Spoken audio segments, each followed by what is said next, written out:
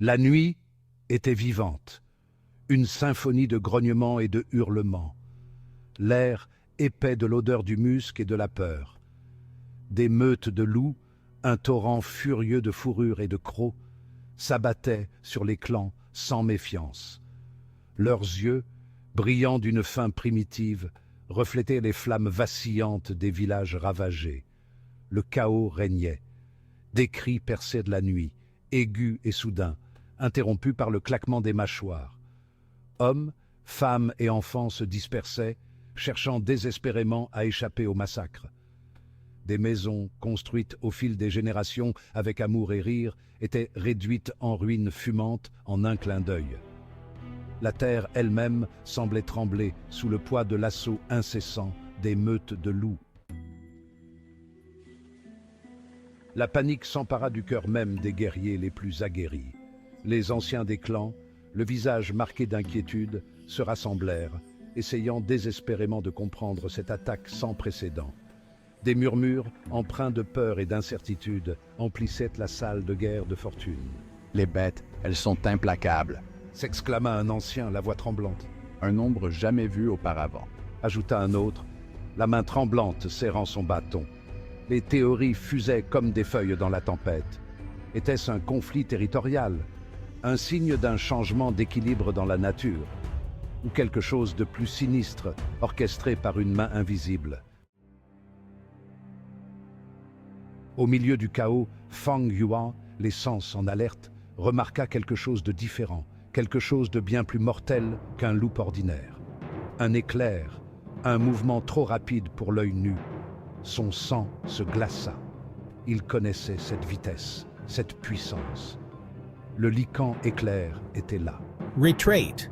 Beugla-t-il, sa voix à peine audible dans le vacarme. Il savait qu'il était insensé d'affronter une telle créature de front. Le lycan éclair, une créature de mythe et de légende, ne devait pas être pris à la légère.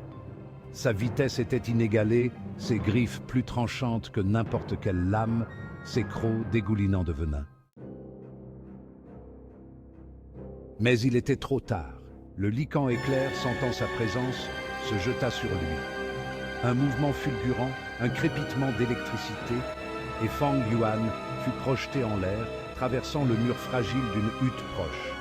Il reprit son souffle, le corps endolori. Il avait échappé de peu à la mort. Je ne peux pas abandonner maintenant. Il se releva tant bien que mal, l'adrénaline coulant dans ses veines. Il devait survivre, devait avertir les autres. Il esquiva une autre attaque éclair, l'air sifflant au passage des griffes du lycan. Il était surpassé, désarmé, mais pas dépourvu d'espoir. Pas encore. Fang Yan, s'appuyant sur ses années d'expérience, utilisa sa connaissance du terrain à son avantage.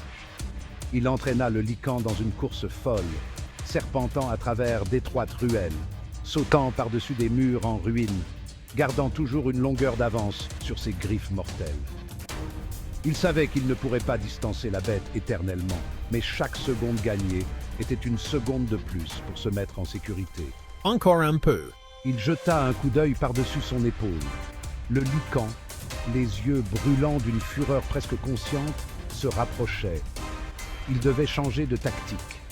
Il repéra une ouverture étroite, à peine assez large pour qu'il puisse s'y faufiler.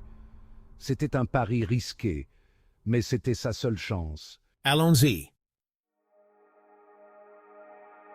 Il se jeta dans l'ouverture, sentant les griffes du lycan lui frôler les talons.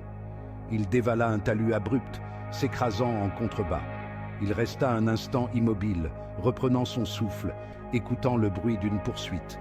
Mais il n'y avait rien. Le silence. Il avait échappé au lycan, du moins pour l'instant. L'ai-je semé? Lentement, il se releva, le corps endolori. Il avait survécu. Mais à quel prix? Il était seul, séparé de son clan, sans aucune ressource et avec un prédateur mortel à ses trousses. Il devait retrouver son chemin vers les siens, les avertir du danger qu'il courait. Je dois retourner d'une manière ou d'une autre. Mais alors qu'il boitait à travers la forêt, l'ampleur de la situation lui apparut. Ce n'était pas une attaque de loup ordinaire. La présence du Lycan éclair changeait tout. Les clans, habitués à faire face aux menaces individuellement, étaient mal préparés à un assaut aussi coordonné et mortel. Cela change tout. Il réalisa avec un serment au cœur qu'il ne pourrait pas faire face à cette menace seul. Ils devaient s'unir, mettre en commun leurs ressources et leurs connaissances, s'ils voulaient avoir une chance de survie. Ils devaient convaincre les autres clans, même ceux qu'ils considéraient comme des rivaux, de mettre de côté leurs différends et d'affronter ensemble cet ennemi commun. Le sort de tous en dépendait. Nous devons nous unir pour le bien de tous.